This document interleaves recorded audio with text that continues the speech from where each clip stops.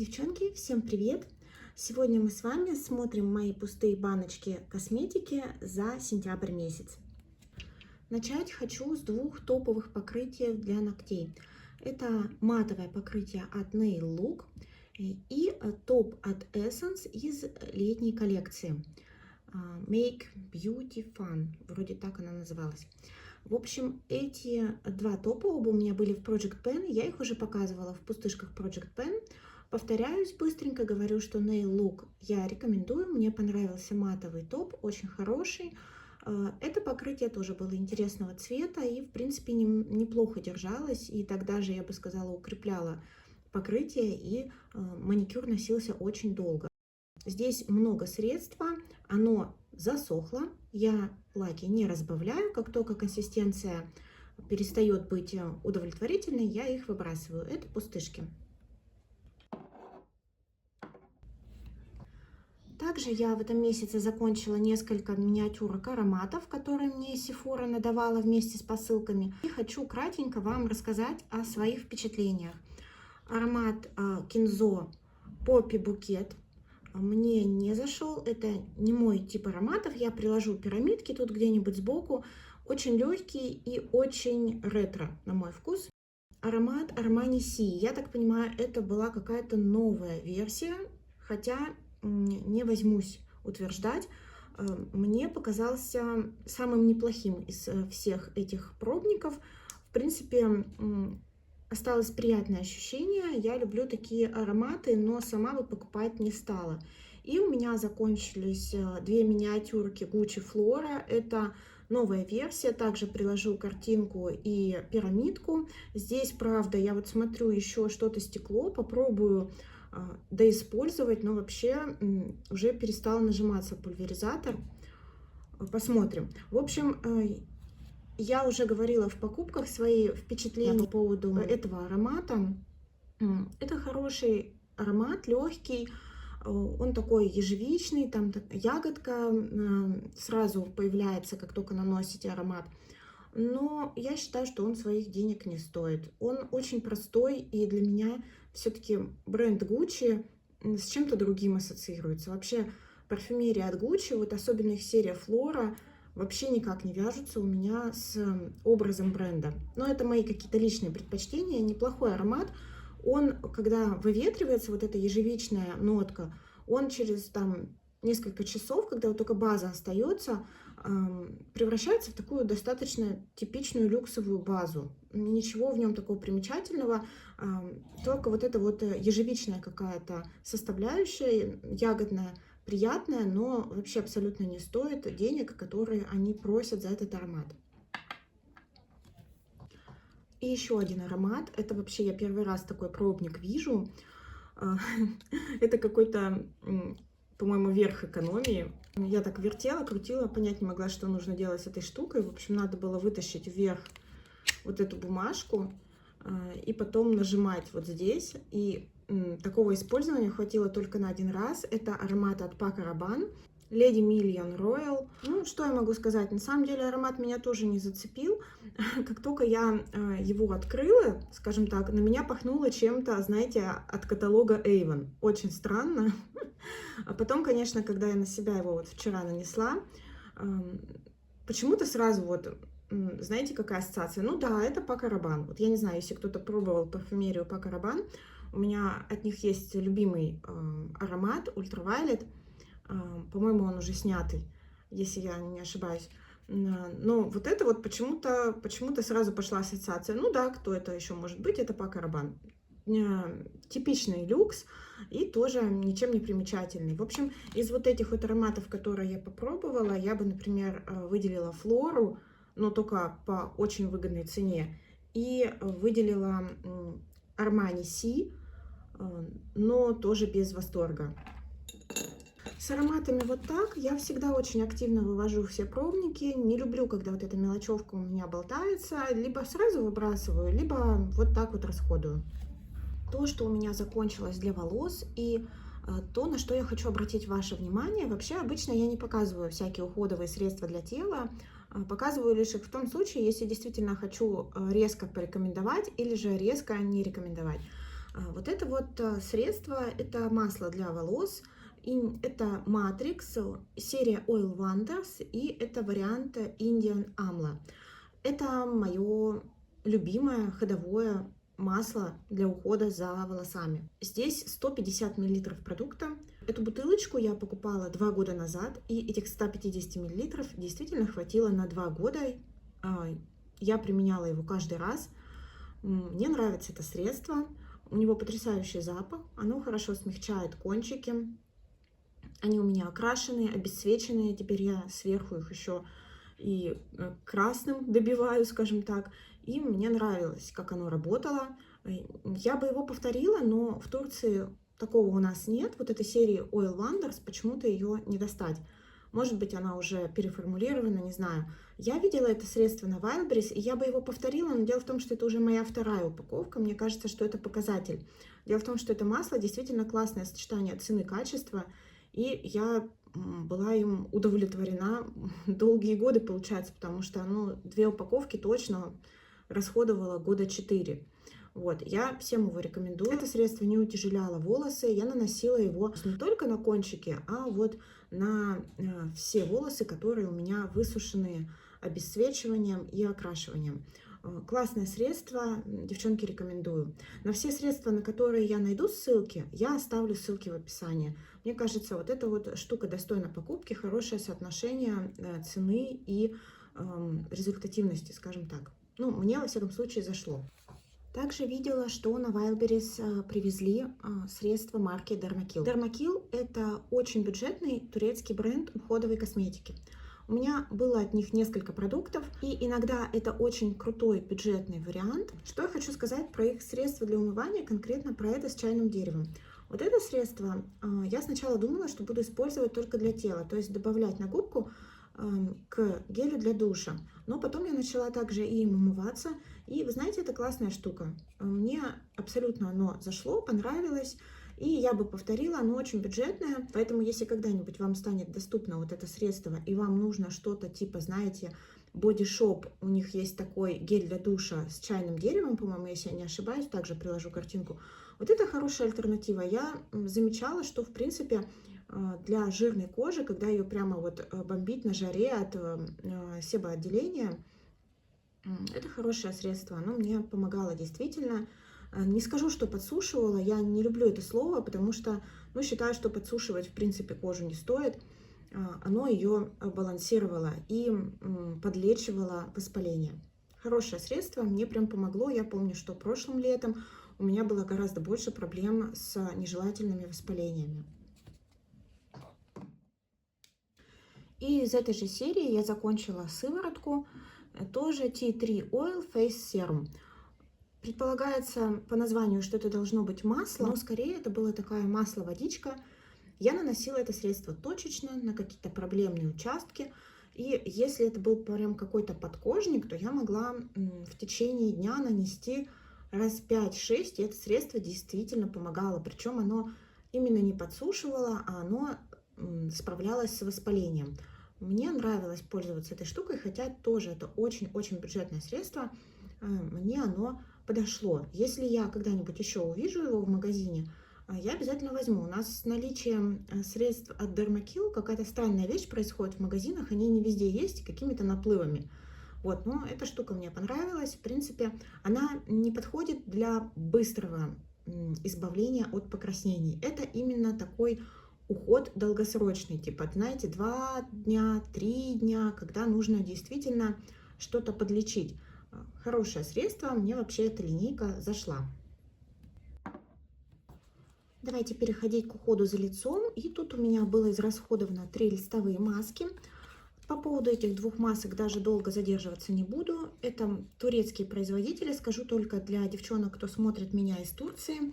Вот эта маска с алоэ мне понравилась. Прям хорошо после нее утром выглядела кожа, я ее делала на ночь. Это вот марка Decay Derm. А вот эта вот марка Esteemed, если я правильно почитала, и вот это вот была версия с женьшенем, абсолютно отвратительная сопливая маска с неприятным запахом. Мне не понравилось, ей пользоваться было неприятно.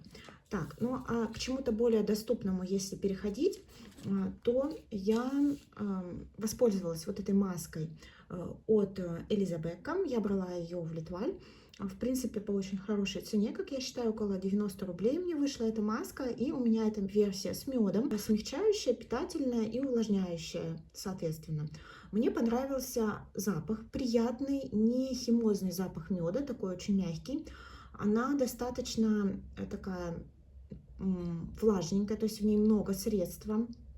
Мне понравилось, как с утра выглядит кожа, тон лица лучше, кожа выглядит здоровее. У меня обычно с утра бывает такое, что кожа выглядит сероватой, тон лица сероватый. У меня проблемы со сном определенные, и, соответственно, это все на лице влазит. Вот это средство мне очень помогло, и такие листовые маски я готова использовать гораздо чаще, потому что обычно я их не использую, потому что, ну, не вижу на них эффект. Вот от этой маски я эффект увидела. Мне она понравилась. Единственное, что мне не понравилось категорически, это лекало. Вот вы знаете, ну, такие маски, у них, в принципе, да, стандартные азиатские лекала под азиатскую анатомию лица. Но вот это вот, такое впечатление, что эта маска была сделана на, не знаю, на мою дочь или на азиатского ребенка. То есть она очень маленькая. Вот именно зона глаз и носа очень маленькая, слишком, даже вот по сравнению с остальными. Обычно я что делаю?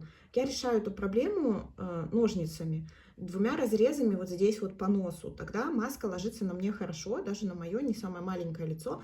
Но тут даже это не помогло, поэтому, ну, вот только из-за лекала мне было неприятно ей пользоваться, вот именно из-за этого, потому что было неприятное ощущение, маска не сидела нормально, и мне было некомфортно, но эффект хороший, вот, поэтому это средство, ну, я рекомендую, если для вас не критично, что будет некомфортно вот именно в процессе.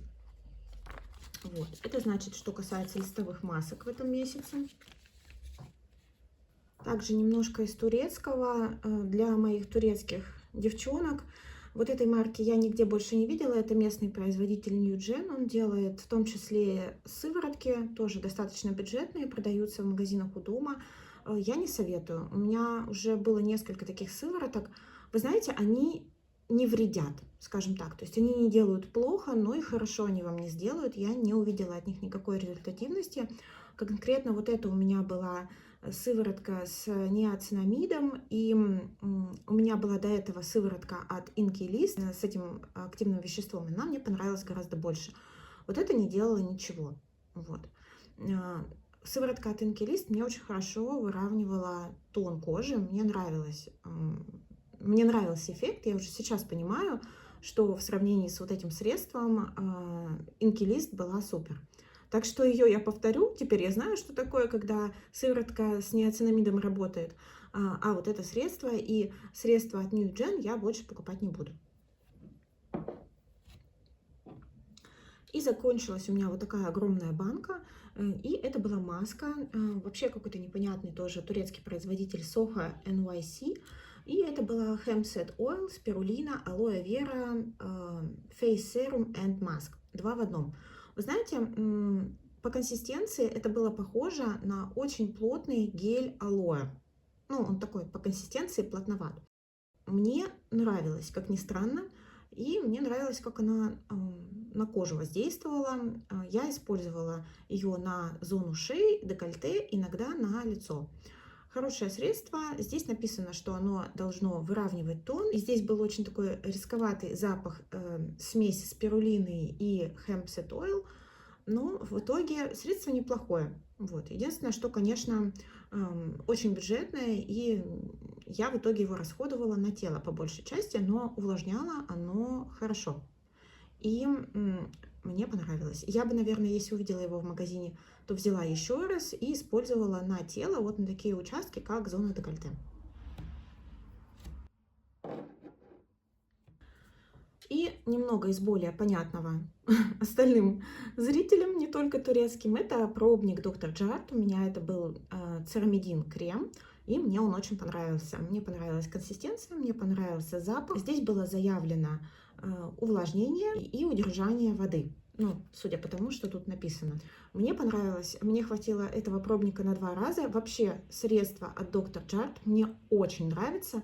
Я с удовольствием им закуплюсь, когда будет распродажа в Сефоре и будут скидки на этот бренд. Когда я замечаю, что идет скидка, захожу, уже практически ничего нет из Dr. Jart. Все потому, что эти средства действительно работают. Все, что я от них пробовала, мне все нравилось. И эта марка для меня действительно подходит. И я ей доверяю. Вот, так что это был пробничек Dr. Jart.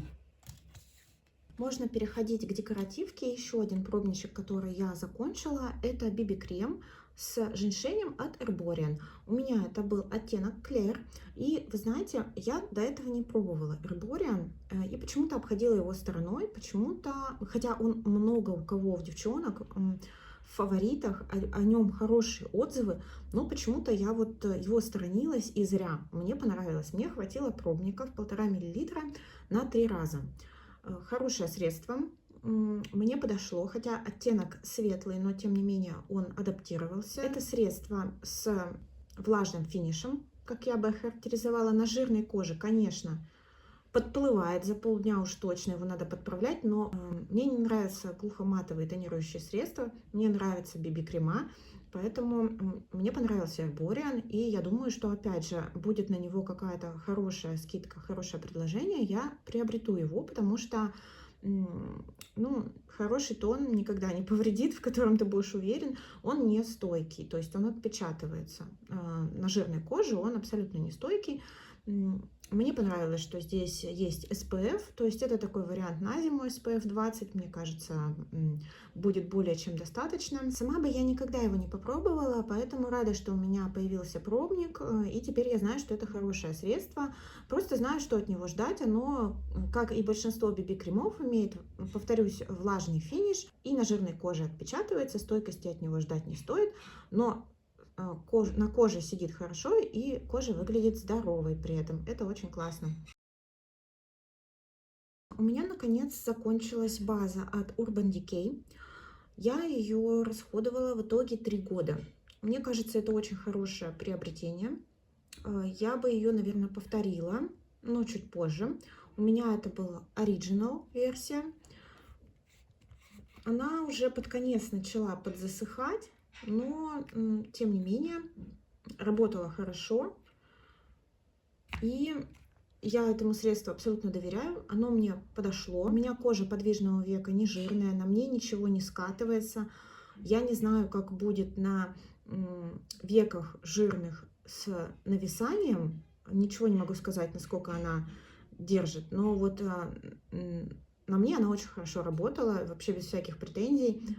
И тени на ней сидели очень хорошо. Я рада, что ее закончила, потому что все-таки наносить что-то на глаза, чему уже больше 1,5 лет, ну, как-то было мне немного дискомфортно, хотя никаких реакций не было, и вроде она не поменяла свои свойства, но тем не менее я рада, что закончила ее. Круто, я уже открыла новую базу. Появилась у меня новая пустышка из однушки, я ее перепрессовала в палетку. Это не совсем, естественно, закончившийся продукт, тем не менее показываю вам, что это у меня минус однушка. В отчете по Project Pen показывала, что у меня закончился оттенок лисенок огнелапый от Тами Танука. Все, я довольна. Я постепенно вывожу вот эти вот однушечки, рассыпушки. Они мне не нужны, мне ими неудобно пользоваться. Особенно, знаете, те оттенки, которые не представляют из себя ничего особенного. Не особо мне интересно держать их как отдельную единицу косметическую. Здесь нету крышечки, потому что у меня есть стак от Тами Танука с пробниками рассыпчатых румян. И постепенно те баночки, которые я заканчиваю, я накручиваю на этот стак, чтобы у меня было хоть какое-то удобство использовать эти румяна, чтобы они были как бы отдельными баночками, а не скручены в одну сосиску такую. В общем, поэтому лисенок огнелапый без крышки, пустышка. И также у меня тогда такой спойлер к Project Pen. Закончилась еще рассыпушка советница мглы. Это был черный оттенок, рассыпушка, еще и сатиновый. В общем, вы знаете, когда его наносишь, он, конечно, был очень красивый. С ним бы, наверное, получился очень крутой черный смоки. Но вы знаете, я просто такой не ношу. Я использовала эту однушку взамен черного карандаша вдоль ресничной линии. Конечно, осыпалась, надо было все делать очень аккуратно. Слава богу, этого оттенка здесь было немного. И вот за несколько месяцев он у меня закончился. Черный рассыпчатый пигмент закончить. В общем, я очень довольна. И опять вот эта крышечка, она у меня пойдет на какой-нибудь из оттенков румян от того же Тами.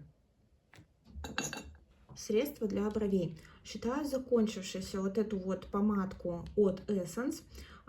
Такой у них очень старый запуск, у меня это оттенок 02. Я вам ее, к сожалению, не смогу показать, но вы, девчонки, поверьте мне на слово, она где-то вот на этом уровне, и она засохла. Ей стало очень неудобно пользоваться, потому что после того, как ее набираешь, стало проходить буквально несколько секунд, и нанесение перестало быть возможным. Я также не реанимирую косметику, в принципе, особенно бюджетную. То есть тут, конечно, сколько-то осталось, наверное, вот столько. Но я не буду ее ничем разводить, не буду с ней возиться. Это бюджет уже с сломанной крышкой, бюджет, который мне сейчас уже особо по цвету не подходит. И я считаю, что это средство свое отработало и может уже быть мною выброшено. Еще одно средство, которое закончилось, это гель для бровей от Toni Morris. Здесь, конечно, кажется, что осталось, но это уже не выковыришь, и оно не стекает. То есть это закончившийся продукт. Это бюджетное средство, которое я брала на Wildberries, и на которое очень много отзывов хороших. Я как-то решила что-то такого понабрать с хорошими рейтингами, и вот одно из этого это был Toni Morris. Он утверждается, что здесь суперфиксация на 12 часов, но я уже как-то повторяла, что мои брови не держат ничего. То есть если они не под ламинированием, у меня волоски не держатся. Я уже опустила руки, найти что-то такое, что будет прям держать, что я скажу: вау, вот это крутой фиксирующий гель. Это хороший гель, скажем так, но он мне не нужен без надобности. Вообще, если вы обратили внимание, вообще сам по себе Toni Morris, он прозрачный, и я в него добавляла рыжую помаду, чтобы как-то окрашивать брови в рыжий после того, как сама покрасилась в этот цвет.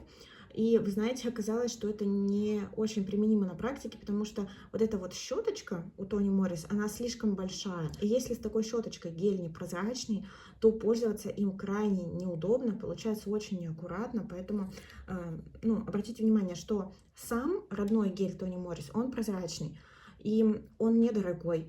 Он действительно что-то фиксирует, но не жесткие брови, он скорее на тонкие мягкие брови. И у него очень большая щеточка, к которой надо приноровиться, и он достаточно быстро закончился. То есть после того, как я добавила сюда помаду, да, я им пользовалась, ну, может быть, месяца полтора. Это очень-очень мало. Я считаю, что средство, ну, как бы соотношение цена-качество как-то не очень. Вот расскажите, был ли у вас такой гель, потому что на него очень хвалебные отзывы на Wildberries, но я вот в итоге не оценила. И последняя пустышка у меня это жидкая помада от KVD. Все, тут уже видно, что все средство просвечивает, весь тюбик просвечивает. Это миниатюрка, оттенок Лолита. Осталось только на донышке, но я не стала снимать ограничитель. Ну, тут вот, не знаю, будет вам видно или нет. Наверное, не будет. Ну, там уже даже когда смотришь, вот, все просвечивает. Красивый оттенок помады. Мне, правда, темноват. И вот он у меня закончился. Уже не хватает его, чтобы накраситься. Я его использовала в том числе и на брови, да, и так я тоже делаю. Вот. Так что рада. Минус одна жидкая помада, это всегда круто. Причем, знаете, странно, у меня другие средства в жидкой формуле есть в Project Penny, и вот они вообще не заканчиваются. Зато вне проекта, привет, у меня закончилась помада. Когда я взяла в пользование эту миниатюрку, я вообще считала, что она абсолютно бездонная, бесконечная, и она у меня никогда не закончится. Но нет, оказалось, что это вполне реально. Я посмотрю, сколько граммовка была у этой жидкой помады, подпишу, и вот мне даже самой просто интересно, сколько миллилитров жидкой помады реально закончить, пользуясь еще какими-то другими средствами. Так что вот, KVD Lolita пустышка.